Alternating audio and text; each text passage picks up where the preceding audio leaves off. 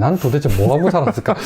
내일의 주인공은 바로 너이죠. 저는 그래서 그 얘기 했었습니다. 외고를 뭐 많이 지원하지도 않았지만, 제가 상담을 하지도 않았지만, 야, 자기소개서 잘 쓰고 면접 잘 보면부터 괜찮아. 맞습니다. 그런데 학생부에서 보여주는 게 좀 적다 보니까 네. 자기소개서 잘 쓰고 면접에서 충분히 보여지면 사실은 합격할 가능성이 굉장히 높고요. 그래서 3학년 때 준비해도 충분히 가능하다. 아, 그렇죠. 대부분의 서류가 비슷비슷할 거니까. 맞아요.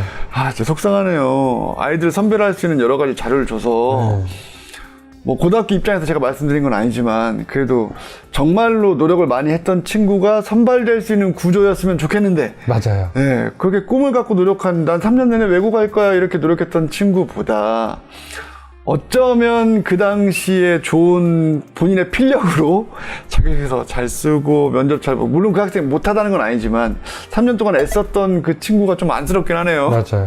네. 그래서 사실은 모든 학교의 평가자들이 하는 고민이 면접을 되게 길게 보고 싶어요. 이게 사람을 단시간에 본다는 건 너무 어려운 이야기잖아요. 그렇죠. 근데 길게 보면 사실은 많은 것들을 볼 수 있잖아요. 그래서 예전에 정말 제 개인적인 생각을 했어요. 한 1박 2일 애들 가둬두고 막 여러 가지 활동들을 시키면서 그걸 평가하는 게 아이들을 보기에 훨씬 더 좋지 않겠느냐. 뭐 꼭 시험을 안 보더라도. 그런 생각들을 했었는데 일단 비용과 시간에 그건 뭐 모든 입시에도 마찬가지 같아요. 한계점이 존재하는 것 같습니다. 야, 진짜 그러네. 외고는 면접이 한 번이죠? 두 번인가요? 한 번이죠. 한 번이죠. 과학고가 두 번, 1단계, 네, 2단계 맞습니다. 면접을 예. 가고요. 그러니까 영재고 과고는 몇 회 면접을 진행을 하는데 지금 자사고나 외고, 국제고 이 학교는 딱 하루예요. 하루고 지금 뭐 자사고들이 하는 면접이 이제 학교마다 조금 차이가 있는데 기본적으로 아이를 볼 수 있는 시간이 상상고가 한 20분, 외대부 하나고가 한 15분 요 정도고 외고는 보통 5분, 길면 한 7분. 아, 속상해. 요 정도로 지금 보고 있어요. 아니, 그러니까 아이가 노력한 3년의 시간을 5분 만에, 7분 만에 어떻게 평가합니까? 그렇죠. 그래서 사실은 아이들의 그런 것들을 되게 평가자도 최대한 보려고 노력하지만 한계가 존재하는 거는 어쩔 수 없는 것 같아요. 어쩔 수 없는 것 같고 그러다 보니 이 친구들이 그래서 제가 항상 아이들한테 하는 얘기는 그거예요. 네가 이 입시를 위해서 이 자소서를 쓰고 이런 내용들을 공부하고 했던 것들을 면접실에서 다 말하고 나와야 된다. 네가 그걸 다 말하지 못하고 나오면 넌 너무도 억울할 거다. 그래서 네가 면접이 끝났을 때 나 잘 봤어, 나 못 봤어 이 말이 난 듣고 싶은 게 아니라 내가 하고 싶은 거 다 말하고 나와서 마음은 후련하다. 후련하다. 이 얘기가 나오면 너는 성공한 거다. 그런데 그러지 못한다면 그게 가장 안 좋은 거다. 라고 이제 이야기를 하죠. 자, 그럼 외고 경쟁률 예측 이러하다. 일단은 네. 학년인구 감소는 똑같이 발생한 상황이고요. 근데 외고가 사실은 되게 유리해지는 게임이 될 것 같아요. 어떻게 보냐면 일단 지금 중3 학생들 같은 경우는 네. 대입이 수능이 지금 인문계 수능으로 개편이 되는 거잖아요. 사실상 그렇다고 볼 수 있죠. 미적분이 지금 빠졌고 그러니까. 과학 과목들 다 날아가 버렸고 네네. 그러다 보니까 인문계 수능으로 바뀌는 구조인데 이렇게 되면 어떤 상황이 발생하느냐 자연계의 문과 침공이 불가능해져요. 그렇죠. 네, 자연계 문과 침공이 가능했던 건 특히 수학에서 미적분에서 표현 점수가 높음으로써 뒤집어 엎었는데 네네. 이게 지금 사라지는 구조가 되거든요. 그러면 네네. 지금 외고들 실적이 보면 사실은 수시 위주로 나와요. 정시가 거의 안 나와요. 왜냐하면 문과 침공에 의해서 정시 결과가 잘 안 나오는 구조였는데 이게 지금 살아나는 구조가 될 거예요. 그렇죠. 예전에 정시 사관학교, 정시의 최상위권은 뭐 경기외고, 수원외고 뭐 이런 저 외고들이 대원외고 얘들이 다 가져갔었죠. 그러니까 뭐 외고 이과반이라고 할 정도로 그 반이 있었죠 실제로. 네. 그 친구들이 엄청 했었는데 저는 소장님처럼 이게 문과 수능으로 개편 이 생각은 못 해봤고요. 이 생각을 했었거든요. 그러니까 그 최상위권까지는 아니어도 중상위권 애들은 문과, 이과 침공 이제 나오겠다. 네. 근데 이게 외고에서는 더더욱 그런 일이 발생할 수 있겠네요. 그렇죠. 그래서 이제 수능 결과, 정시 결과가 이제 나올 수밖에 없어요. 이때까지는 그 미적분 때문에 깨졌었는데 이제 그 문제가 사라지면서 정시 결과가 나올 거고 그러면 입결이 뛰어오를 수밖에 없는 구조? 그러네요. 그러니까 미적이 사라졌을 뿐만 아니라 통합과학, 통합사회가 공통으로 시험을 보게 되는 거니까 그러면 이게 애들 뭐 선택을 꼭 무슨 물리나 화학이나 이런 거 선택하지 않아도 되고. 수능에서 결국 내가 나 시험 갑자기 잘 봐버렸네. 그리고 실제로 경쟁이 치열한 외고에서 성적을 잘 나와서 얘네가 정시로 갈 수 있는 대학의 선택의 폭도 넓어질 거니까 외고가 지역 그 광역자 사고 중에 명문학교처럼 부상할 가능성이 굉장히 크겠네요. 충분히 그럴 수도 있죠. 지켜봐야 되긴 하는데 일단은 외고 지금 현 체제가 외고한테 절대 불리하지 않아요. 우리 딸이 1년만 늦게 갔어도 외고를 보냈을까? 그래서 외고한테 굉장히 유리한 게임이 될 수 있겠다. 특히 중3 밑에 애들은 네네. 그런 생각이 들고 그 다음에 이제 그 뭐였지 고교 학점제가 또 인문사회계열 가는 외고의 친구들한테는 되게 유리한 상황이 될 거고 그렇죠, 그렇죠. 그리고 아까 전에 얘기했던 인문계 활성화 얘기도 있었고 그 다음에 올해부터 또 시행되는 무전공 입학 있잖아요. 어마어마하죠. 네, 근데 이 무전공 입학에 보면 그 10% 이상을 지금 교육부 지침에서 놓고 보면 무전공으로 들어와서 그 의학 계열이나 사범 계열 빼놓고 다 갈 수 있잖아요. 네네. 그러면 사실은 외고 국제고에서 상위권인 애는 무전공으로 해서 자연계도 가능한 상황이 돼요. 그렇죠, 그렇죠. 네, 그리고 그게 지금 1년, 2년 넘어가면서 안착화가 될 거거든요. 그랬을 때 인문계열 아이들 중에 상위권 애들은 이제 자기가 범위를 얼마든지 넓혀갈 수 있는 요 구조가 될 거고 그러다 보니까 이것도 하나의 네. 카드가 될 것 같고 그 다음에 아까 전에 얘기했던 국제 외국어고 이런 것들을 놓고 보면 외고 선택이 예전만큼 그렇게 불리한 게임은 아니에요. 그러네요. 아니다 보니 아까 전에 그러다 보니 어떻게 보면 지금 교육특구 중심으로 중위권까지 이제 특목고에 대한 고민들이 발생하고 있는 게 아닐까. 카메라를 봐야 되는데 자꾸 소장님을 보고 있게 돼요. 근데 고려대는 무전공 선발의 가이드라인이 아직 윤곽이 좀 덜 나왔지만 한양대가 이제 지지난주엔가 얘기한 것 중에서는 교과 전형 몇 명, 뭐 종합 몇 명, 뭐 이런 식으로 분할해서 뽑는데 사실은 이공학 계열 아이들 중심으로 선발하겠다라고 하긴 했거든요. 근데 그건 종합 전형 얘기고 내가 외고를 갔는데 교과 전형으로 한양대에 가서 무전공으로 들어간 다음에 자연계로 지나갈 수 있는 루트가 열려 있으니까 그렇게 갈 수 있는 것까지 생각한다면 요 방송을 보고 계시는 부모님이나 학생이라면 중3, 중2 학생들이 외고, 뭐 국제고 입학을 충분히 고려할 수 있는 게임이구나. 거기다 정시까지 이렇게 또 들어가니까요. 그러니까 중3 밑으로는 이제 좀 폭이 더 넓어진 느낌이 존재한다. 그러면 자제분은 외고를 보내실 건가요? 저희는 자기 꿈을 저한테 정확하게 얘기를 했어요. 그래서 제가 그러면 넌 너의 길을 가야겠구나. 그래서 일단은 저희 첫째는 특목 자사고는 아니에요.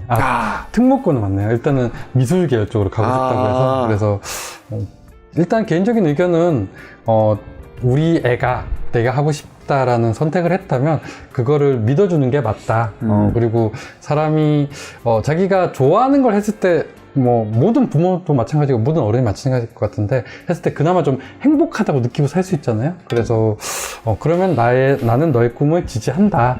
전국 단위 자사고와 외고 국제고에 대한 얘기를 말씀을 지금 드리고 있는데요. 자, 그 경쟁률과 올해 예측 그리고 사실 이 학교들의 장래 대입에 어떤 얘기까지 이어질지에 대한 일부 얘기가 굉장히 주옥 같은 얘기가 많으니까 참고해 보시고 이어서 2024, 2025 외대부고 입학 전형을 분석을 해볼 건데요.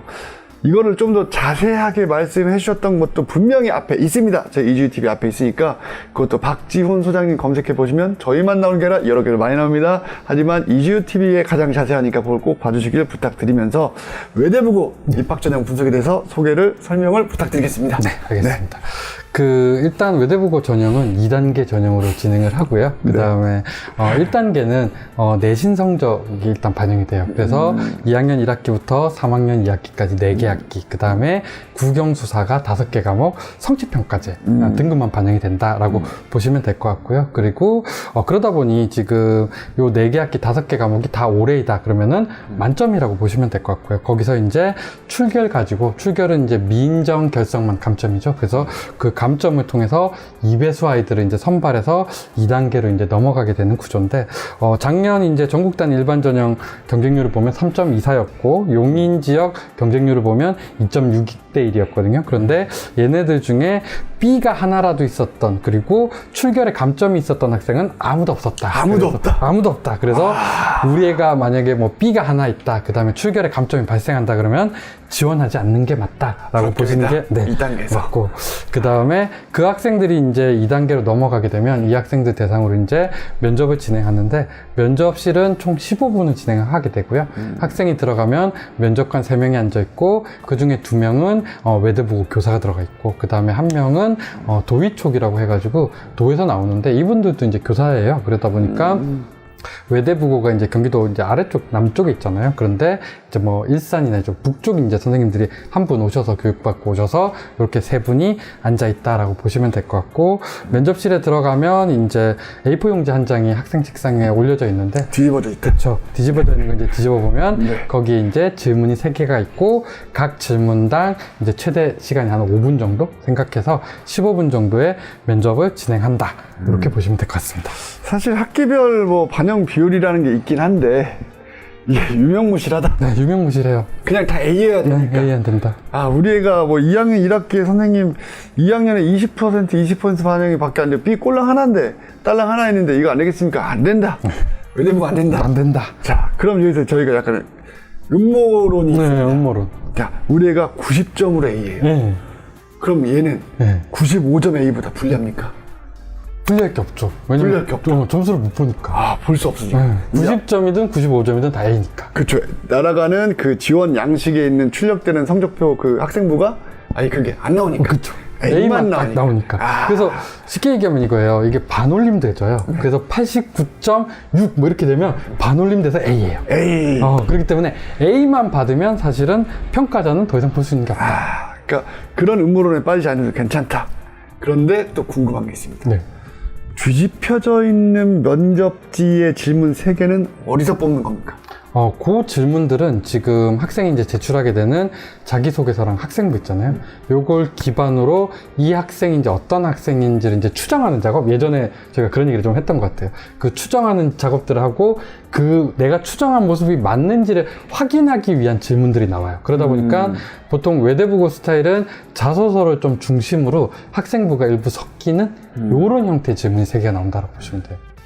그러니까 딱 네가 이걸 했냐라고 물어보는 게 아니라 좀 더 포괄적으로. 그쵸, 포괄적으로. 포괄적으로. 그래서 어느 정도의 시간을 얘가 투자했어야만 답변할 수 있는 그런 질문들. 그것이 사실 더 깊어질 거니까. 맞습니다. 아, 제가 소장님한테 배워서 성장한 것 같아요. 그럼 그 학생들은 정말 답변을 굉장한 수준으로 하겠네요. 꼭 그런 것은 아닌가요? 아이들마다 조금 차이가 있는 것 같아요. 그러니까, 근데 일단 아이들이 이제 답변하는 수준의 양은 사실은 깊이는 꽤 있는 건 맞아요. 깊이는 꽤 있는 건 맞고, 사실 거기서 이제 듣다 보면 그런 생각이 들어요. 이 영역은 얘가 나보다 더 많이 할 수도 있겠다. 그런 생각들이 자주 들어요. 그래서, 그런 답변들이 나오게 돼 있고요. 그 다음에 이게 학생이 이제 그 답변들이 굉장히 이제 좀 짧아지면 면접관이 좀 추가 질문을 던져서 그 내용들을 좀 더 끄집어낼 수 있게 돕거든요. 돕는데 이제 그렇게 이야기를 듣다 보면, 많은 그런 생각들이 굉장히 많이 들고, 그래서 초창기엔 그랬던 것 같아요. 얘네들 첫 해 제가 입시를 이제 치르고 집에 가서 그런 고민을 했던 것 같아요. 중3도 저렇게 많은 걸 하고 살았는데 난 도대체 뭐 하고 살았을까? 근데 재밌는 게 이제 그런 것 같아요. 그러니까 모든 영역을 다 잘하는 건 아니에요. 걔들이 자기가 관심 있었던 그 하나를 깊이 판 거고, 사실은 제가 이제 학원에서 아이들 입시를 해보면서 느꼈던 게, 아이들이 좋아하고 관심 있는 걸 찾아서 파고 들어가면 그 하나는 우리 애도 충분히 파고 들어갈 수 있다. 그리고 그런 답변을 누구나 할 수 있다. 다만 그런 경험을 우리 아이들이 못 해봤을 뿐이다. 그래서 그런 경험들을 해보는 게 중요하다라는 생각이 들긴 해요. 질문이 3개가 있는데 3개를 다 못하는 경우도 있나요? 아니, 아이가 답변을 워낙 잘해서. 그러니까 그러면 답변을 잘해도, 그러니까 쉽게 얘기하면 요 문항 하나가 평가라고 보시면 돼요. 이게 평가 영역이 있다 보니까 3개를 다 해야 돼요. 그래서 면접관 3명 중에 한 분이 시간을 측정하고 계세요. 그러다 보니까 이 친구가 이제 답변을 하다 보면 시간이 되면 이 면접관이 끊을 거예요. 그리고 다음 질문으로 이제 넘어가겠습니다. 이런 식으로 해서 다음 질문에 넘어가게 되는데, 이게 면접 답변을 하다가 시간이 끊어져서 내가 답변을 다 못했다고 하더라도 이 학생한테 절대 감점이나 이런 건 없어요. 왜냐하면 평가자도 알아요. 우리가 지금 15분이라는 시간밖에 너희한테 못 준다라는 거 알고 있고, 이거는 학생의 잘못이 아니라 학교가 가지고 있는 시스템의 한계잖아요. 그러다 보니 이 답변 시간을 다 못 썼다고 해서 아이한테 이제 감점이 그러니까 그거를 답변 다 못하고 시간이 끝났다고 해서 감점이 되지도 않고, 학생이 이거를 5분을 다 못 썼지만 할 얘기를 다 했다고 해서 그게 또 점점 어떤 영향을 미치지도 않고, 그러다 보니까 내가 할 이야기만 다 하면 되고, 만약에 시간이 남으면 면접관이 충분히 더 질문을 할 거다. 그래서 면접관은 학생이 가지고 있는 모습들을 끌어내는 게 그분들의 역할이고, 나는 내가 가지고 있는 모습들을 면접관이 혹시 다 못 끄집어낼 수 있으니까 내가 최대한 말하려고 노력하는 게 나의 학생의 모습이고, 그 두 가지만 지켜주면 되겠어요. 들으면 들을수록 대학교 면접보다 더 어려운 것 같아요. 아예 안 어려워요. 아니 근데 자, 이런 사례도 있지 않습니까? 학생이 막 답변을 하고 있어요. 신나서 와, 이 친구 정말 했나 보다. 와, 있어. 애가 뭐 번뜩이는 게 있어요. 자, 근데 대화의 중간에 야, 이게 좀 어렵지 않나 싶은 걸 내가 했어요. 잠깐만. 그 요 부분을 좀 더 자세히 설명해 봐. 이렇게 자르고 들어오는 거예요. 중간에 안 끊어요. 왜냐면 아이들이 지금 떨리는 상황에서 답변을 하는 거잖아요. 근데 중간에 끊어버리면 아이가 이제 그 뒤에 이야기가 다 날아가 버릴 확률이 있어요. 아이, 까먹으니까. 까먹거나 아니면 기억을 못 할 수가 있잖아요. 그러다 보니까 중간에 끊진 않고 답변이 다 끝나고 들어가요. 추가 질문. 그러면 일단 학교가 보통 추구하는 게 이제 그렇게 돼 있어요. 그래서 5분 면접인데 4분간 학생이 답변을 하게 하고, 그 다음에 추가 질문 1분의 시간을 일부러 붙여놔요. 그럼 4분이 되면 끊는 거네. 네, 끊는 구조. 그래서 그래서 추가 질문 할 수 있는 공간. 메모하셨다가 살짝 추가 질문이면 추가 질문은 1분을. 추가 질문도 사실은 다 처음에 만들어놔요. 추가 질문도. 일반적으로 다 만들어져 있고, 그러니까 우리가 이런 질문을 했을 때 학생이 이제 이런 이야기들이 나오는 게 맞을 거야 라고 판단을 하고, 그랬을 때 이제 학생이 이런 부분들, 그러니까 아이가 이제, 그러니까 지금 대표님이 말씀하셨던 이야기했던 부분에 이 부분을 확인해야겠다. 그거는 이제 추가 질문으로 붙을 수 있는데, 그 질문은 보통 그 바로 밑에 안 붙고요. 왜냐면 질문 밑에 이제 추가 질문 우리가 어떻게 다른 부분을 파악할지가 따로 전략이 있어요. 면접관도. 있고, 그거 다 끝난 다음에 15분이 안 가고 이제 시간이 조금 남을 거잖아요. 그러면 그때 이제 아까 전에 1번에서 못 물어본 걸 그때 물어보게 돼요. 그러니까 15분 전체가 다 연계돼 있다고 보셔야 돼요. 근데 추가 질문을 할 거라고 예상되는 것까지 해가지고 미리 막 기승전을 짜가지고 막 답변을 다 해버렸어요. 네, 그러면 안 물으면 되죠. 왜냐면 다 들었으니까. 수고했어? 네. 그럼요. 왜냐면 우리가 듣고 싶은 것까지 학생이 벌써 다 얘기했어요. 그러면 굳이 그걸 우리가 물을 필요는 없죠. 알겠습니다. 일단 외대부고에 관련된 많은 궁금증이 있지만 저는 사실은 궁금한 것들에 대해서 계속 질문 드리고 싶지만 저희 물리적인 한계가 있으니까 또 모실 겁니다. 괜찮습니다. 왜냐하면 우리 박지훈 소장님께서는 전 국민의 고입 사정관화, 모든 정보를 아낌없이 풀어주시겠다. 특히 아발론 설명회에서, 그러니까 설명회 꼭 참석해 주시고, 그렇지 않더라도, 여러 곳에서, 여러 루트를 통해서, 여러 유튜브 채널이나 이런 걸 통해서 많은 내용들을 말씀해 주시고 계시니까, 검색 박지훈. 하지만 박지훈 옆에 이주유가 있는 게 가장 자세하다. 이거는 확실합니다. 자, 그러면 외대부고요. 지난 시간에는 아마 경쟁률이 3대1 정도가 적정하다라고 일단 맞아요. 자체 평가하신다고 했잖아요. 근데 이거 경쟁률이 또 올라가지 않겠습니까? 네, 오를 거예요. 천정부지예요. 외대부고는 경쟁률이. 일단은 오르는 거는 맞는데 이게 이제 얼마나 올라갈지는 사실은 아이들의 움직임을 좀 지켜봐야겠죠. 지켜봐야 되긴 하는데, 일단 올해 경쟁률이 오르는 건 거의 확실하다라고 생각하는 게 맞을 것 같고요. 그 다음에 외대부고에 예전에 이제 학교에 있으면서 항상 느꼈던 게, 주요 지원층이 사실은 이제 서울의 이제 남쪽, 강남 쪽 요쪽 친구들이랑, 그 다음에 경기 쪽에 이제 교육 듣고 요쪽 분당 요쪽 해가지고 요쪽 친구들이 되게 많아요. 되게 많고, 이 부분은 사실은 항상 변함없었던 것 같아요. 변함없었던 이야기고, 그 다음에 이게 이제 자사고에 대한 관심들이 올해 이제 더 커지는 구조다 보니까, 그러면 전국 쪽에서 이제 더 늘어나는 구조도 충분히 발생할 수 있다. 그런데 전국에서 그래서 이제 지역별로 이렇게 오잖아요. 지역별로 오는데, 사실은 지역에서 오는 학생들 중에 괜찮은 학생들이 훨씬 더 많아요. 사실 제가 느꼈던 바로는. 그래서 예전에 학교에 있을 때 그런 항의 전화를 받았어요. 어떤 어머님이 전화를 하셨는데, 자기는 강남 산다. 대치동 근처 사는데, 우리 학교에서는 한 학교에 한 명 가기가 힘들다, 그 학교. 그런데 강원도에 있는 모 학교에서 한 학교에 2명이나 갔다. 이게 말이나 되냐라고 저한테 따지시더라고요. 그래서 아니 그게 왜 말이 안 되냐고 제가 도리어 따졌던, 저희가 학교를 보고 뽑는 것도 아니고, 그래서 제가 이제 되게 궁금했던 건 그거예요. 이 어머님은 어떻게 알았을까? 강원도의 A 고등학교에서, A 중학교에서 2명이나 간 걸. 그래서 그 학교 이제 홈페이지 가봤더니 이게 띄워놨더라고요. 팝업장으로 2명 합격해가지고. 그래서 뭐 지역에서 오는 아이들이 도리어 더 괜찮은 애들이 되게 많았던 것 같아요. 그리고 그 친구는 제가 나중에 추적조사를 좀 해봤거든요. 근데 1학기 끝났을 때 선생님들 의견 들어봤더니 애가 너무 마음에 든다고. 그 강원도에서 온 친구. 그 친구요? 네, 그래서 그 친구에 대한 칭찬이 되게 잦았었어요. 그래서 그런 친구들 중에 되게 매력 있는 친구들이 더 있더라라는 생각이 들긴 해요. 뭐 보통 이제 어머니들 많이 활동하시는 그 여러 그 입시 카페가 있잖아요. 뭐 카페에서 정보 공유가 거의 실시간으로 네, 이루어지고 맞아요. 있더라고요. 네. 정말 놀라워요. 자, 그런데 네. 선생님 여기서 제가 약간 소장님께 질문 드리고 싶은 게 있습니다. 왜냐면 우리가 지난 시간에 뭘 했냐면 수능의 인문계와 맞아요. 그죠? 네. 그래서 인문계 학생들이 인문 사회계열 갈 학생들이 수능까지 고려해서 내가 자연계를 넘어갈 수 있다는 가정을 깔고 네. 외고나 국제고의 선호도가 높아질 거라고 생각한다면 맞아요. 그러면 외대부 같은 전국 단위 자사고는 자연계들이 좀 쏠리는 현상이 막 과거 영재고처럼 네. 정말 많이 쏠리는 현상이 발생하지 않을까요? 맞아요. 지금도 사실 많이 쏠려 있어요. 그러니까 그쵸. 지금 제 느낌은, 그러니까 명문이라는 학교들 이렇게 열어보면 자연계가 굉장히 폭발적으로 늘어나 있고, 그렇죠. 외대부가 기본적으로 70%가 자연계예요. 70%가 자연계인데 올해는 조금 더 넘었던 걸로 알아요. 70%보다 더 늘어났던 상황이라고 보면 될 것 같고. 속이 타네, 속이 타네.